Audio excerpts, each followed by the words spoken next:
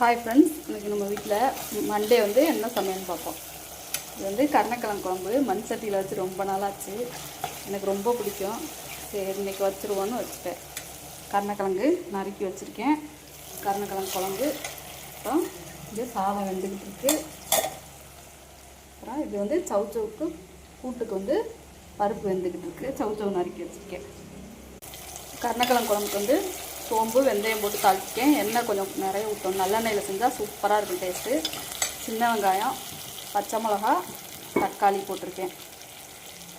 நல்லா வதங்கினதுக்கப்புறம் இந்தளவுக்கு வதங்கினதுக்கப்புறம் குழம்பு பொடி சேர்த்துக்கணும்.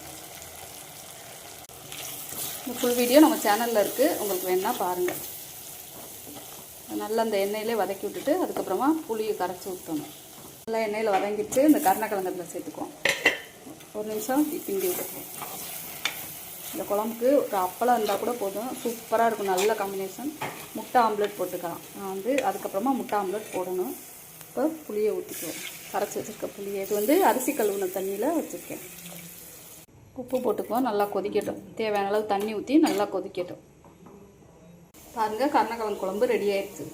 சூப்பராக இருக்கும். எப்படா சாப்பிடுவோன்னு இருக்குங்க. மீன் குழம்பு சாப்பிட்ட ஃபீல் கிடைக்கும். அதுவும் இந்த அரிசி கழுவுன தண்ணியில் வைக்கும்போது டேஸ்ட் இன்னும் நல்லாயிருக்கும்.